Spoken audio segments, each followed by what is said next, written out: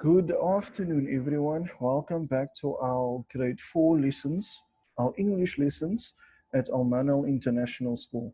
Okay, so today basically we will discuss and we will do an introduction to the story in our Reading Street books, Jim Thorpe's Bright Path. Now, this particular story, guys, is about a little boy, Jim Thorpe, okay, and he is basically living in the United States of America, and he's basically a native. Okay, so what we will do today is basically just give an introduction to the story Jim Thorpe's Bright Path, and we will also do some of the vocabulary, the high frequency words that is prevalent in the story. Okay, so today, guys, the reason why Jim Thorpe's Bright Path is very, very important to everyone in the world is basically because this person, Jim Thorpe, he was the first Native American that won an Olympic medal, right? And not any medal, but a gold medal at the Olympic Games in Sweden in the year 1912. Okay.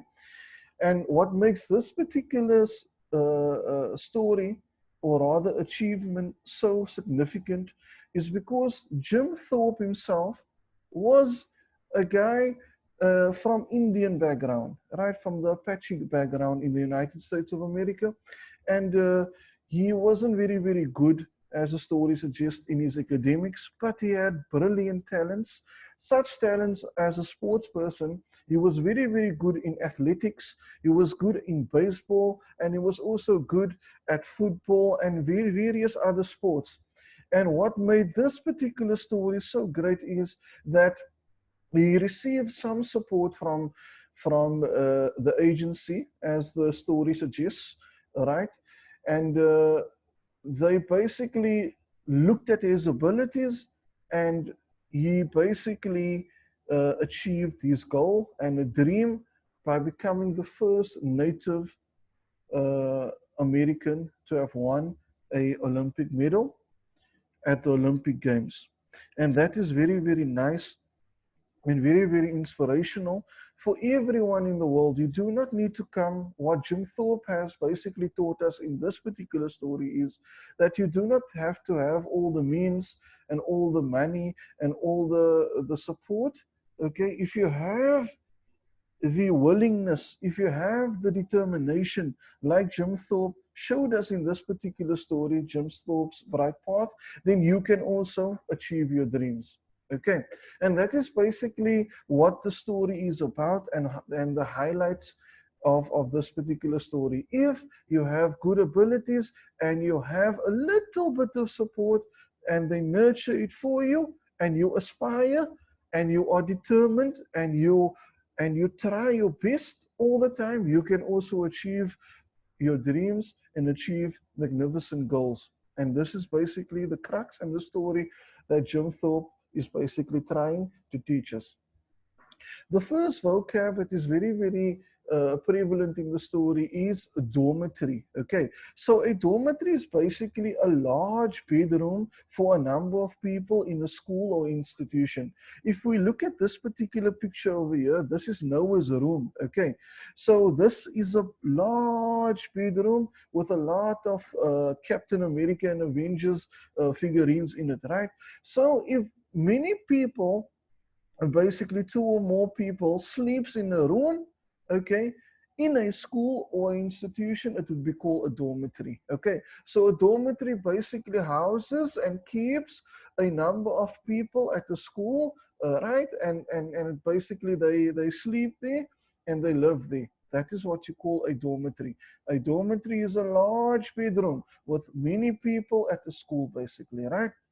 The second vocab that is very, very prevalent in the story is the word manual. Okay, so manual means any work done with the hands. So if we look at this person here, he's working with his hands and he's fixing something electronic. Okay, so this is what we call manual work.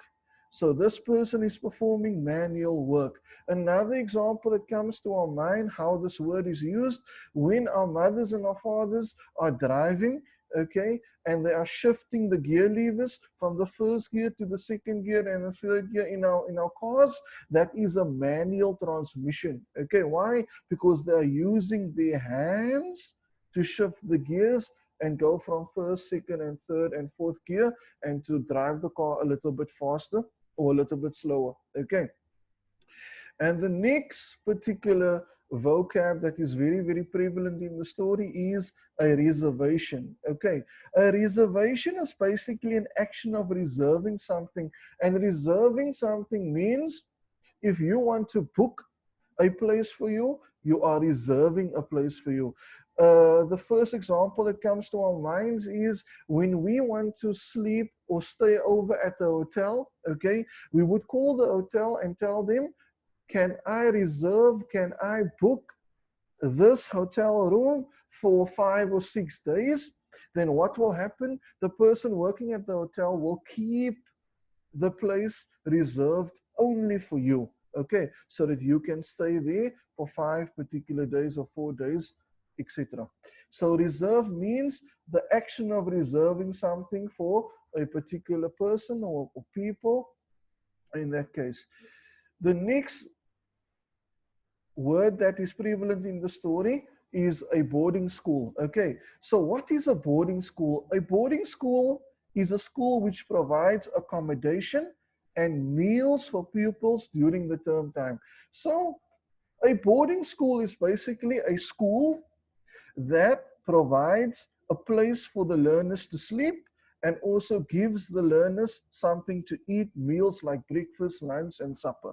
Okay, so if you look at this picture over here, this is the X-Men mansion. Okay, so Professor Xavier, he's got a boarding school for his learners, of gifted learners. So what happens in this boarding school? He provides classes for them, like Almanal International School, and also the difference here is he gives them a place to sleep, and also he gives them breakfast, supper, and lunch. So this makes the X-Men mansion or the X-Men school a boarding school. Why? Because it's a school that gives a place to sleep to their learners and also gives them breakfast, supper, and lunch. Okay. Then the following word that's very, very frequent in this particular story of Jim Thorpes, Jim Thorpes story, right? Bright Path. So the next word is society. Okay, so society is very, very prevalent in the story. Why? Right?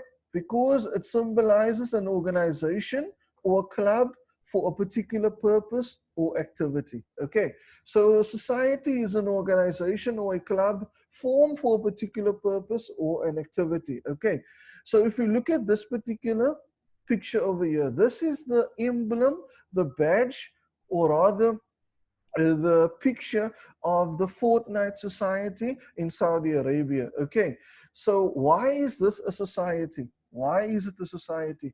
It's basically a society because it is a club, it's a group of people that formed this club for the purpose of gathering all the kids and all the people who like to play Fortnite at one place. Okay, so this is the society, the Fortnite Society of Saudi Arabia, right? They formed this society. Why? So they can have discussions. They can talk about Fortnite. They can talk about different things related to Fortnite. Okay, and that is what makes them a society.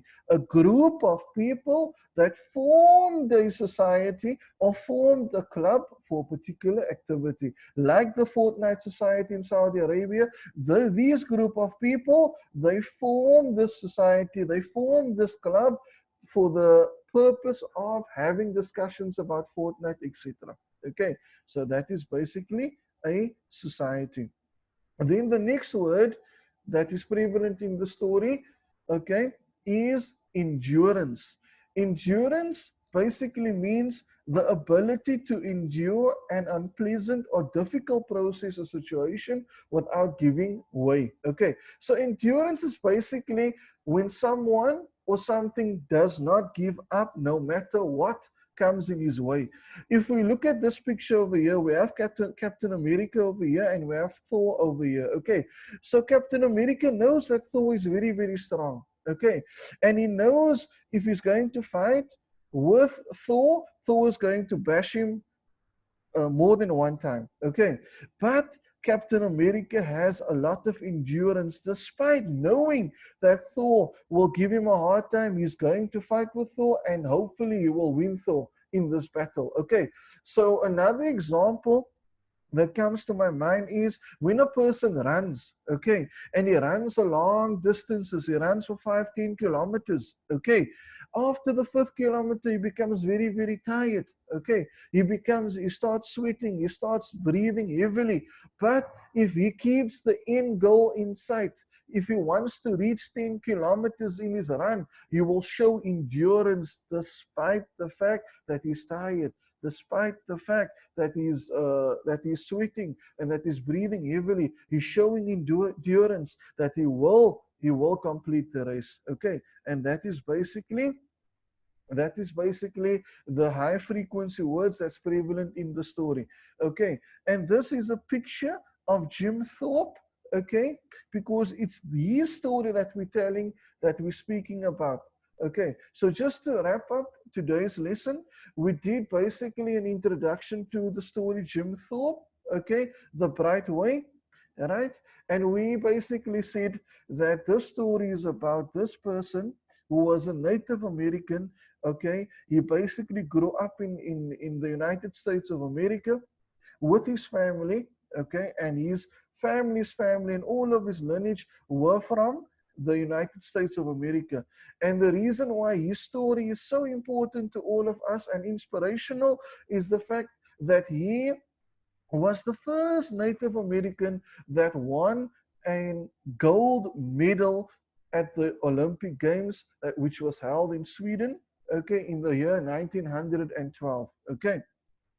And then basically we discussed the various high frequency words with some pictures so that we remember. And if we jump into the story, we will basically know and it will assist us. Okay, so thank you so much for your time. I hope you guys have learned a little bit more about Jim Thorpe and why he's important to all of us, and also an inspiration to all of us worldwide. And also we have learned a little bit more vocabs for our English and our writing and our reading. Thank you so much for joining me.